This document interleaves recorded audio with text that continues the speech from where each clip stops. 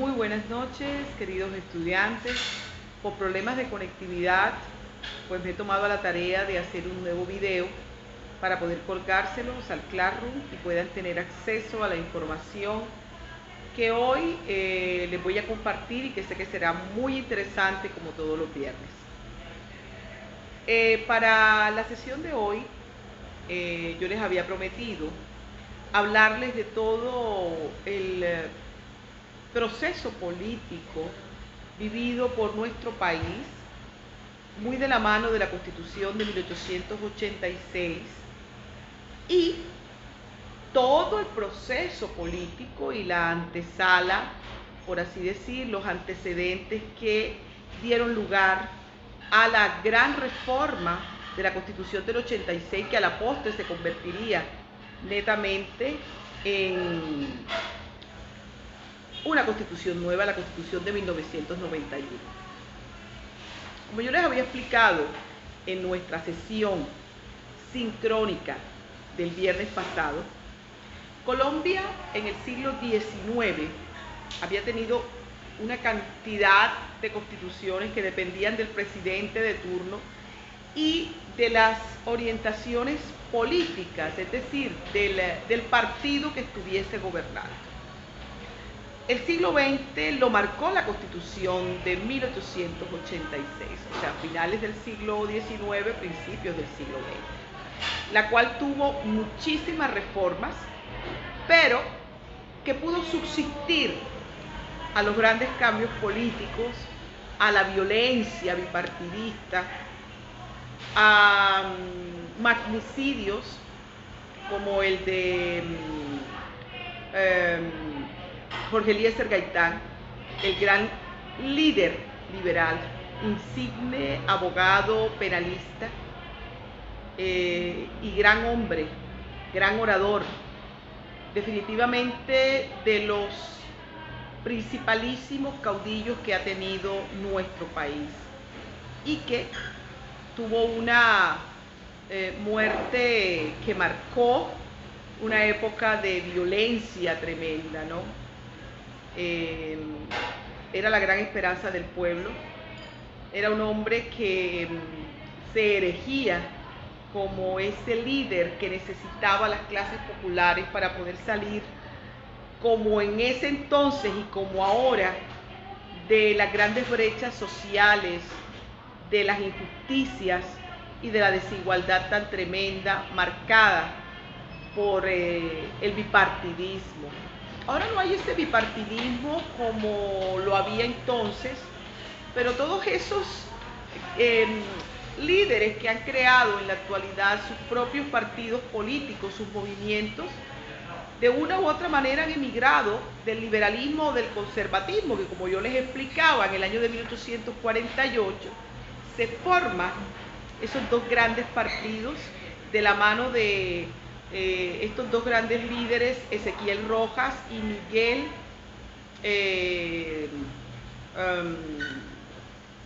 el líder conservador, se me escapa en este momento el nombre de ese líder conservador, pero que marcó, vuelvo y les repito, una época importante, porque a través de ese bipartidismo se pudo determinar también el constitucionalismo en nuestro país. Entonces, queridos estudiantes, es importante que aterricemos hoy precisamente en lo que sucedió en nuestro país a partir de la segunda mitad del siglo XX. Pero yo pienso que deberíamos partir de los años 30. Ya para los años 30 en el mundo, la ideología socialista que se estaba afianzando en Latinoamérica, que venía toda esa influencia de la URSS y también de la Revolución Mexicana, ¿no? La URSS fue conquistada por los movimientos ideológicos socialistas a través de la Revolución Bolchevique, y que a principios del siglo XX marcó un hito porque ese país tremendamente monárquico, en Rusia mandaban los zares, que era la dinastía más envidiada y maravillosa que existía en el mundo, ¿no? Casi todas las casas reales europeas estaban avasalladas por el lujo, por la belleza de las cortes rusas, y que prácticamente marcó un atraso social tremendo, porque mientras los zares y la nobleza se bañaban en oro, el pueblo ruso se encontraba en un feudalismo tardío. Entonces habían unas brechas sociales tremendas. Además, en Rusia había entrado el liberalismo económico con fuerza, ¿no? Atropellando a las clases trabajadoras, a los campesinos. O sea, la brecha social y las grandes desigualdades que determinó el advenimiento del liberalismo y del capitalismo como su modo de producción, se vio reflejado en estos países. Lo mismo pasó en México con la Revolución Mexicana. Pero la Revolución Mexicana aterrizó con una constitución maravillosa, que fue la Constitución de Querétaro de 1913, y que por primera vez en el mundo se estableció el modelo del Estado social y democrático de derecho. Y ese Estado social y democrático de derecho le daba una participación tremenda a lo social, a las clases menos favorecidas, a las que no tenían otro capital que su fuerza de trabajo. Y posteriormente ese modelo de constitución, ese modelo de Estado, establecido dentro de una constitución, fue recogida en Alemania después de la Primera Guerra Mundial en la Constitución de Weimar, que le ayudó a Alemania a superar la destrucción de la Primera Guerra Mundial y a convertirse en una economía sólida y fuerte, que, bueno, también hay que decirlo, que quedó devastada después de la Segunda Guerra Mundial. Prácticamente estos dos fenómenos importantes a nivel mundial, la Constitución de Querétaro y la Constitución de Weimar en Alemania, Querétaro en México, que dicho sea de paso, queridos estudiantes, Querétaro fue elegida hace como 10 años por la Real Academia de la Lengua Española como la palabra más hermosa del idioma castellano. Y es una palabra que tiene origen en América, o sea, es una palabra adherida al idioma castellano y que tiene su origen en el mundo americano. Yo pienso que también tiene que ver mucho con la parte indígena, ¿no? Que es esencial en la cultura mexicana, ¿no? Entonces, chicos, esta influencia del Estado social y democrático de derecho también determinó una serie de cambios en nuestra Constitución de 1886, sobre todo porque se dieron unos fenómenos bastante desafortunados, como la masacre de las bananeras, por ejemplo, que fue un hecho que, fíjense la casualidades de la vida, que les inicié mi conferencia hablándole sobre el gran líder liberal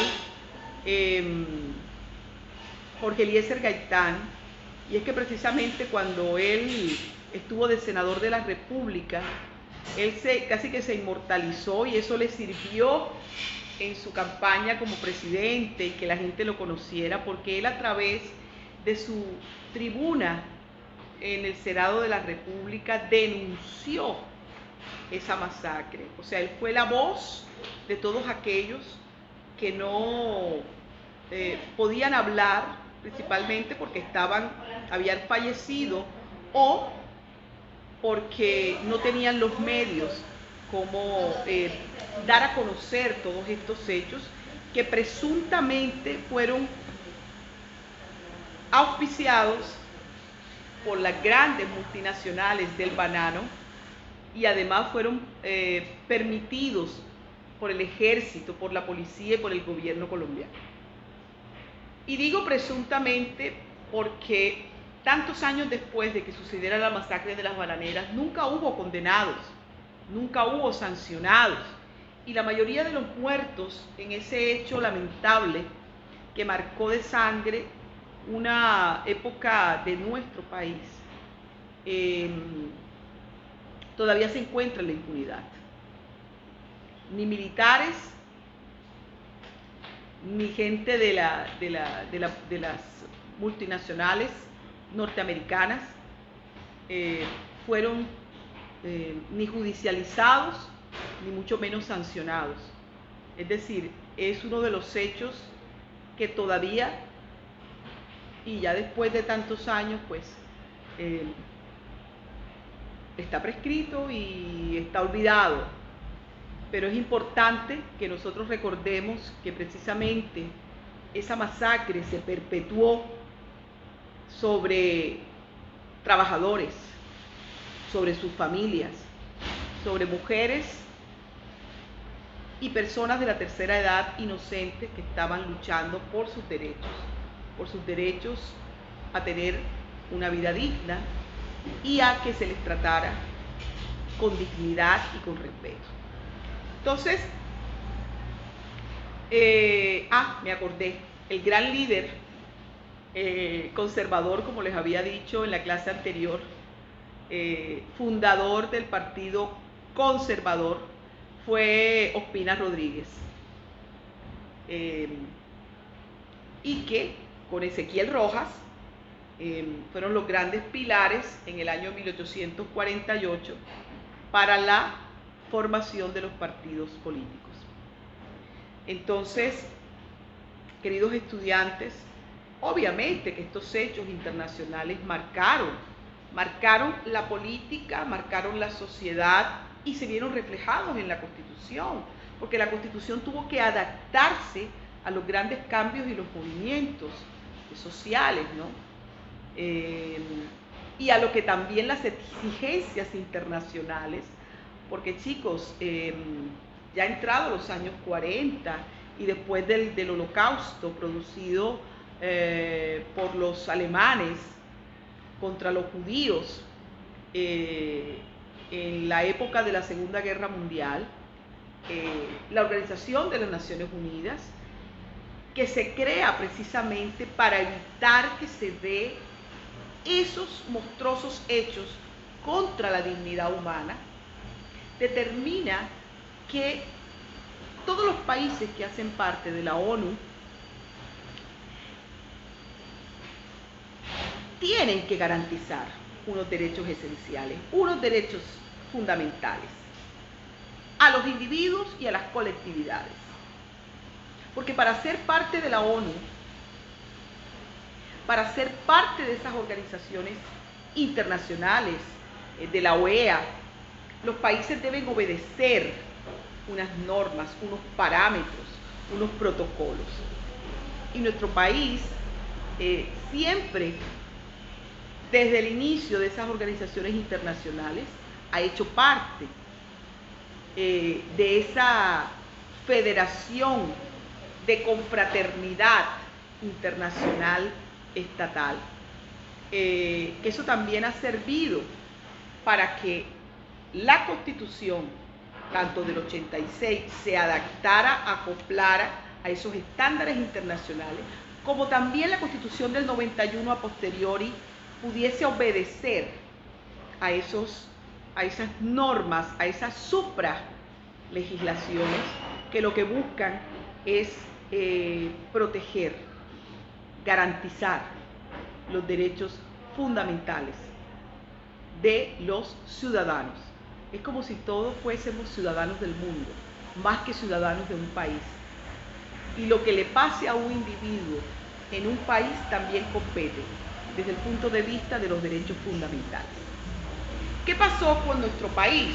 Obviamente, después de estas revoluciones que les estoy hablando, la revolución bolchevique, después le viene la revolución china, la revolución de Mao Zedong, que también implementó un sistema ideológico y económico socialista, ¿no? Que marcó mucho. Debo decirle a ustedes que la revolución china marcó muchísimo a América Latina, ¿no? Ideológicamente. Yo pienso que más que la revolución rusa, pero indudablemente la revolución, y todavía nos sigue llamando la atención, porque es el último gran dinosaurio del comunismo en el mundo. Cuba, la revolución cubana nos atrapó a todos y nos sigue atrapando, y atrapó a las generaciones de hace 30, 40 años. Y precisamente esas guerrillas que surgieron como movimientos campesinos de chusmeros auspiciados por los partidos políticos. Es que la guerrilla en Colombia nace por los partidos políticos. Yo les explicaba a ustedes en la clase anterior.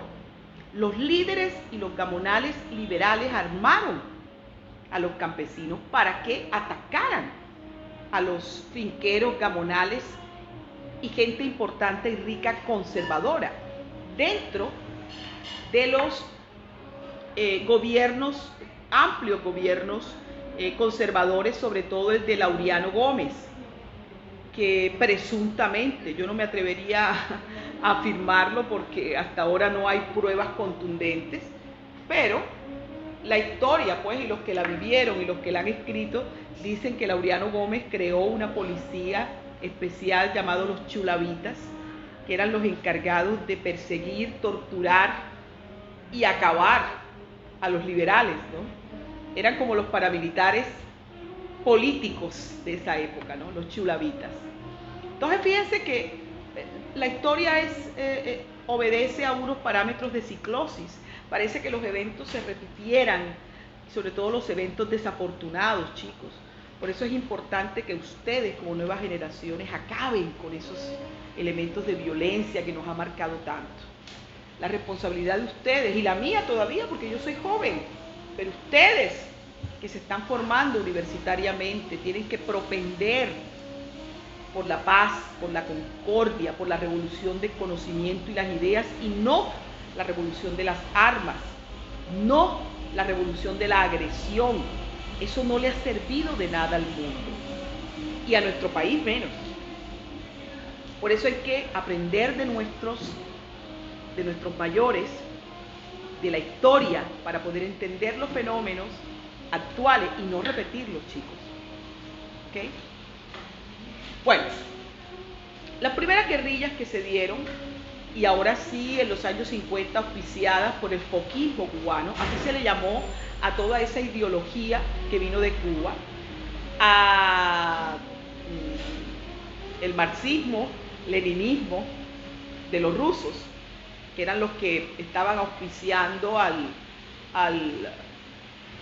los cubanos, pero también toda esa influencia, sobre todo en el ELN, el EPL de Mao, de la revolución de Mao, fueron gestando esta guerrilla, esta rural, que se estaba haciendo cada vez más poderosa, y que a través de herramientas terribles como el secuestro,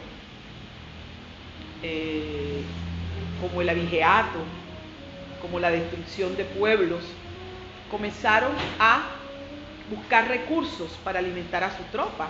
Ahora, para nadie es algo oculto que tanto Cuba como la URSS como China auspiciaban económicamente también.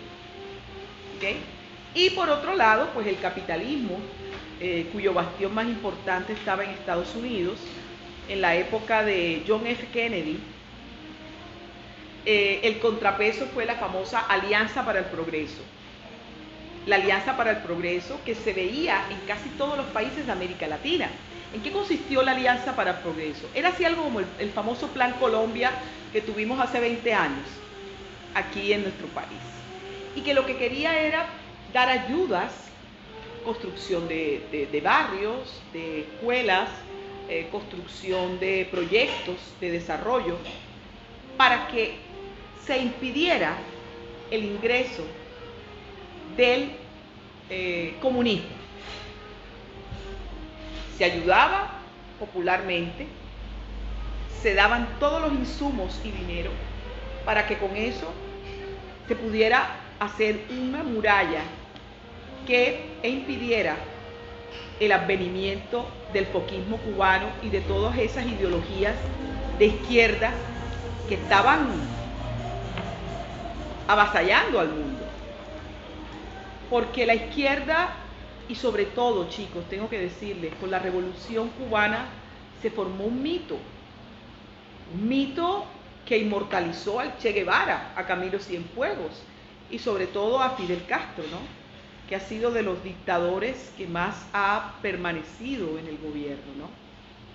Y que nos mostró a una Cuba sacada de la pobreza, del analfabetismo, y que nos mostró a una Cuba que era número uno, que se convirtió en número uno en el deporte, en los profesionales, en la cultura, una Cuba que establecía la prueba de que todo eso que el socialismo prometía se estaba dando. Pero ojo, chicos, las cosas no son como las historias la pintan o como los mismos ideólogos socialistas lo pintan, ¿no? Y no quiero entrar de pronto en estar descalificando o mostrando, pero yo les invito a ustedes que analicen, que se metan en internet, que vean videos. Hay una chica que yo sigo, que me gusta seguirla porque es, no obstante de ser muy joven, es una chica que nos muestra en este momento la realidad de Cuba, de las grandes colas para poder obtener la ración de comida, lo que se ve ahora en Venezuela, ¿no? Tú no eres libre, tú no puedes ser libre en un país socialista, ni siquiera libertad de decir lo que sientes o lo que piensas. Esta chica que les estoy hablando, y voy a buscar 1 o 2 videos para que ustedes los examinen, cuenta de que prácticamente un profesional gana lo mismo que un técnico o un tecnólogo. Y yo no estoy demeritando el trabajo, no. Pero yo pienso que si tú te profesionalizas, que si tú te vuelves médico, que si tú te vuelves abogado, que si tú te vuelves ingeniero, a través de tu estudio, de tu esfuerzo y de tu capacidad, tú mereces ganar lo que tú deseas. Por eso es que muchas chicas en Cuba, como me imagino que también en Venezuela, por eso buscan escapes como la prostitución. Allá en Cuba se llaman las jineteras, precisamente porque no tienen los medios o la ración o el salario mínimo es demasiado poco para poder sortear las necesidades. Además, eso se ve en las películas. Yo tuve la oportunidad de ir a Cuba hace 14 años y la verdad es que a mí me encanta el son, me encanta la salsa, me encanta el mojito, me encanta la cultura, pero yo vi mucha suciedad, vi mucho aburrimiento y vi mucha pobreza. Y una cosa es lo que le cuenta la gente o lo que nos viene a través de documentales, y otra cosa es cuando uno está allí. Y yo no estoy ahora descalificando de que tal estado o tal ideología sea mejor o peor, no. Esa conclusión la van a sacar ustedes. Porque también en Estados Unidos hay pobreza, y hay pobreza terrible. Y hay gente que hace colas para resguardarse del frío en unos alojamientos. Les invito a ver la película de En búsqueda de la felicidad con Will Smith, para que ustedes también analicen y observen y puedan comparar y puedan sacar sus conclusiones. Entonces los extremos de estas dos grandes ideologías a veces ponen en la mitad al ciudadano de a pie y es víctima del sistema. Sí, porque el que está en la rosca política, el que tiene dinero, el que tiene contactos, el que es empresario fuerte, en uno o en otro sistema no pasa trabajo. Créanme que no. Muy bien. Bueno, retomando al caso colombiano, chicos, después de la dictadura de Rojas Pinilla se hace dictador después de Laureano Gómez, que prácticamente fue derrocado. La Constitución del 86 queda sin efecto, ¿ok? Queda sin efecto. Y este señor implementa en Colombia una serie de programas bastante interesantes, hay que decirlo. Rojas Pinilla fue el que trajo la televisión a Colombia, ¿no? Rojas Pinilla implementó unos sistemas educativos que fueron modelos en Latinoamérica. Rojas Pinilla prácticamente fue el que estableció las redes de carreteras a nivel rural que conectaban un municipio, una vereda, un departamento a otro. O sea, casi como lo hizo Franco en España, ¿no? Pero el precio que tuvo que pagar nuestro país en ese entonces, cuenta la historia, chicos, y se las cuento a ustedes que son estudiantes. El famoso Día del Estudiante se celebra o se conmemora, porque uno no celebra muertes, uno conmemora con respeto. Porque precisamente cuando la hija del dictador Rojas Pinilla, la que le decían la capitana, María Eugenia Rojas, la mamá de los corruptos esos de Bogotá, del carrusel de la contratación, de estos que se robaron la cantidad de plata en Bogotá, del alcalde y del senador, nietos de Rojas Pinilla e hijos de esta señora que les estoy comentando, ella quiso hacer una gran manifestación en la Plaza de Toros de la Santa María en Bogotá y fue chiflada. Los jóvenes, ustedes los jóvenes les gusta controvertir, por eso es tan hermoso que ustedes participen en los movimientos políticos, que ustedes se inmiscuyan con las realidades y los grandes cambios. Comenzaron a silbar a la señora, le tiraron tomates, etcétera, etcétera. Obviamente el dictador se molestó y mandó a dispararle a los manifestantes y muchos chicos murieron, la mayoría estudiantes de la Universidad Nacional de Colombia. Ese día que pasó esa masacre se estableció en Colombia como el Día del estudiante caído. Y bueno, chicos, el tema del dictador fue derrocado y los dos grandes contradictores políticos, los liberales y conservadores, se unieron para derrocarlo y crearon un adefesio democrático llamado Frente Nacional. Y el Frente Nacional no es más que repartirse la torta política en Colombia a través de 4 cuatrenios, bueno, pensaron primero 3 y después lo extendieron a 4 años más, en donde había alternatividad política y paridad administrativa. Entonces, alternatividad porque 4 años mandaban los liberales, 4 años los conservadores, 4 años los liberales y terminaron los conservadores. O sea, que los candidatos tenían que ser de un solo partido político. Imagínense qué adefesio. ¿Dónde está la contradicción? ¿Dónde está la posibilidad de que otros que piensen diferente puedan votar por el candidato que les diera la gana? Y se repartían los cargos públicos, mitad conservador y mitad liberal. Eso fue el Frente Nacional, llamado también históricamente el Frente de la Vergüenza. Y ese Frente Nacional, chicos, creo que también es considerado como uno de los detonantes para que se creara la guerrilla urbana del M-19, que fue muy diferente a estas guerrillas que les he hablado con antelación. El M-19 es una guerrilla que surgió en los años 70, una guerrilla fresca, diferente, con unos personajes casi que cinematográficos, ¿no?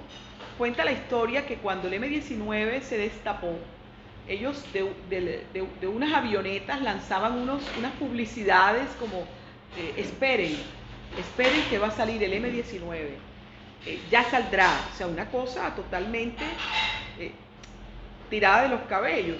Y las actuaciones que ellos hacían, o los actos que ellos hicieron, por ejemplo, robar la espada de Bolívar, las armas del Cantón Norte, el secuestro de José Raquel Mercado, que en ese entonces era un líder sindical del extinto Colpuertos de Colombia, la toma de la Embajada de la República Dominicana, o sea, era una cosa loca. Lo que hizo el M-19 en los años 70 y 80 es una cosa impensable. Y tenía al gobierno y a las Fuerzas Armadas militares totalmente hechas un chispero. Como dice el argot popular, soplando iguana. Pero ese M-19, chicos, los líderes, lo más paradójico es que pertenecían a las grandes élites de Colombia. Habían estudiado no en universidades públicas, universidades como el Externado, los Andes, la Javeriana, pertenecían a familias de militares, de políticos. Entonces, había mucha paradoja, mucho romanticismo, mucha leyenda, mucha espectacularidad. Y fueron precisamente los del M-19 de los primeros que se desmovilizaron para ser parte del M-19 partido político, ¿no? Que después se convertiría en el polo democrático. Pero estamos en una Colombia de los 70 y los 80, con guerrilla desmovilizada, con narcotráfico, primero de la marihuana, después de la coca, con un magnicidio tremendo, un genocidio tremendo, el de la UP. La UP para muchos era el brazo armado de la FARC. Fue el brazo armado de la FARC para muchos. Pero eso no les daba derecho a las fuerzas oscuras del Estado de exterminarlos como lo hicieron. Y no solamente exterminaban a los líderes de la UP, chicos, exterminaban a sus familiares, a sus amigos. O sea, tomarse un café con un líder de la UP era firmar la sentencia de muerte. Terrible. Nadie tiene patente de corso